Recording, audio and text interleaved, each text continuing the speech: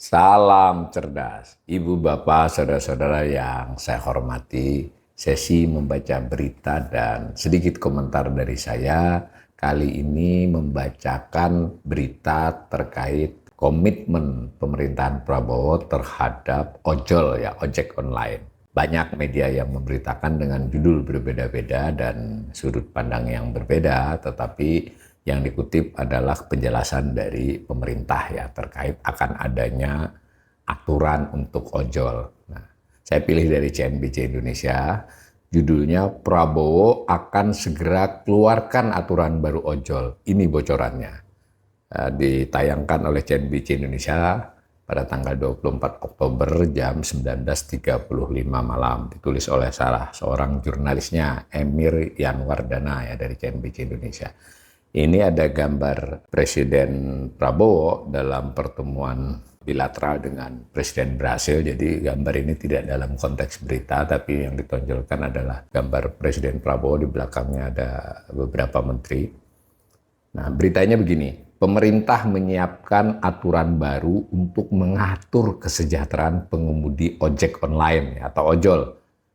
Juga untuk menciptakan persaingan usaha yang lebih sehat antar aplikator. Nah, sedang dikomunikasikan semua, kata Menteri Sekretaris Negara Prasetyo Hadi di Kompleks Istana Merdeka Jumat 24 Oktober 2025. Nah, jadi sumber utama berita ini memang adalah pernyataan keterangan resmi dari Menteri Sekretaris Negara ya, Pak Prasetyo Hadi.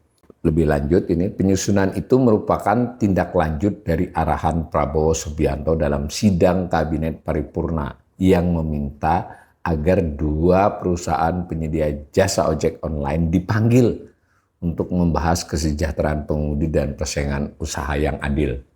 Ini garis bawahi ya, bahwa ada perintah dari Presiden kepada kabinetnya, berarti tentu pihak yang terkait ya, untuk memanggil dua perusahaan penyedia ojek online. Jadi yang digarisbawahi dua nih, sekalipun kita semua tahu ada beberapa pelaku, tapi yang paling besar dua, yang dipanggil yang dua ini.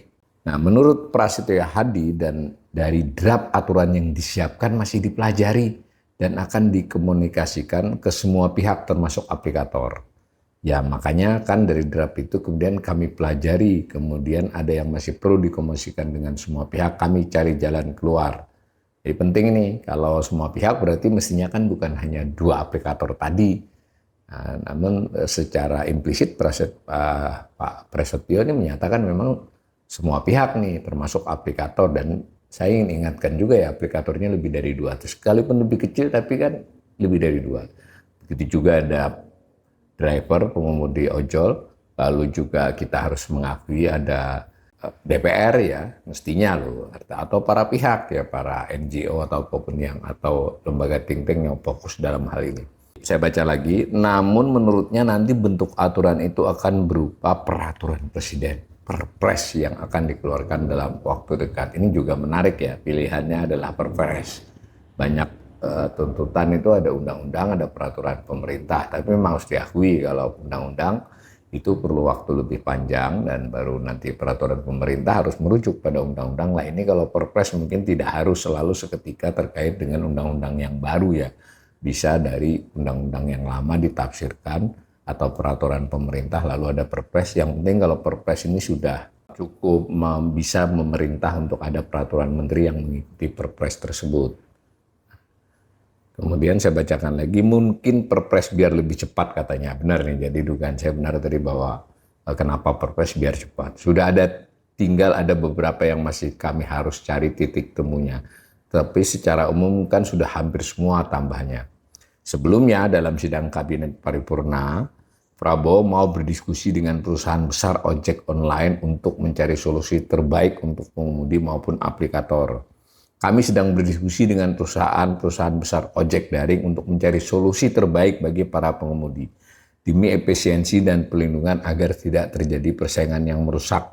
Kami ingin menciptakan lapangan kerja yang terjadi untuk para pengemudi online, kata Prabowo. Nah ini kanal ini juga sudah pernah menyampaikan kan pada waktu Presiden mengatakan bahwa pertama kalinya pengemudi ojol mendapatkan bonus hari raya, ini kan sudah kita apresiasi ya, tetapi karena ini mengingatkan bahwa peristiwa pemberian bonus hari raya di setengah tahun yang lalu itu lebih banyak menimbulkan wacana atau sentimen negatif loh dibandingkan positif terhadap pemerintah, karena ternyata Presiden memanggil, kemudian sempat ada berita akan dapat sekurang-kurangnya 1 juta. Nah, bahkan Presiden bilang kalau bisa ditambah dari 1 juta, ternyata dalam prakteknya kemudian hanya mayoritas mendapat 50.000 atau di kisaran di bawah 500. Yang bagian keduanya, yang paling banyak adalah yang 50.000, itu menimbulkan sentimen negatif ya terhadap aplikator maupun justru terhadap pemerintah yang waktu itu sempat beredar suasana di mana oh ya pemerintah Presiden dituruti tapi besarannya sangat kecil kan gitu. Nah, ini kembali bisa berulang ya bahwa tim di bawahan Presiden, para menteri sudah membuat rancangan, entah menteri entah timnya ya, untuk membuat perpres. Tapi kesannya ini kan perpresnya sudah disiapin, lalu Pak Prabowo masih mau berdiskusi. Ini apa mendiskusikan dari draft itu atau Presiden manggil untuk minta lagi? Ini harus kita pemirsa dan para ojol tentu yang berkepentingan juga terus mengikuti ya. Jadi kalau nanti sampai aturan itu lebih mengakomodasi aplikator, nanti nggak akan sesuai yang diharapkan lagi.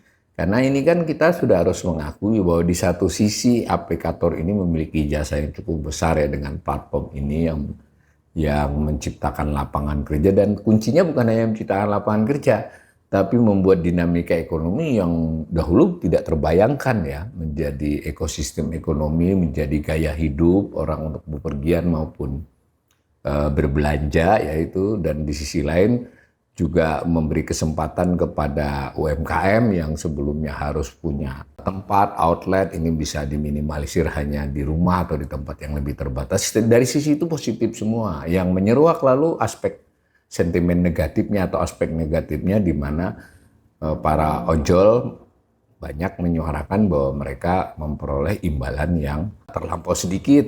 Kemudian juga tingkat keamanan dan keberlanjutan kerja mereka, ini yang penting ya. Keamanan dan keberlanjutan kerja mereka kan. Jadi kalau sakit, kalau apa itu kan lebih cepat. Itu juga usia untuk menarik ojol, meskipun ada ojol yang relatif tua, tapi pada dasarnya kan ada keterbatasan fisik kan dalam rangka ojol itu. Nah, itu kan mesti diatur mungkin. Kalaupun tidak diatur, dicari titik-titik kesepakatannya. Nah, sejauh berita ini dan beberapa berita lainnya, kesannya ini pemerintah lebih mendengar dari aplikator, bukan dari ojol. Meskipun ada masalah, karena kalau dari ojol, nah ojol ini banyak sekali asosiasi atau kelompok-kelompoknya. Ini juga memerlukan data yang bagus dari pemerintah ya. Artinya dari sekian banyak yang menamakan diri kumpulan ojol, asosiasi ojol, itu harus cukup terverifikasi. Sekurang-kurangnya mereka teridentifikasi. Pertama beneran yang mewakili itu ojol betulan, kan itu mudah dicari kan informasi seperti itu. Kemudian mereka memang tanda petik suka kumpul-kumpul, ada WAG-nya, ada kumpul-kumpulnya yang menyangkut cukup banyak ojol, sekurang-kurangnya terdiversifikasi.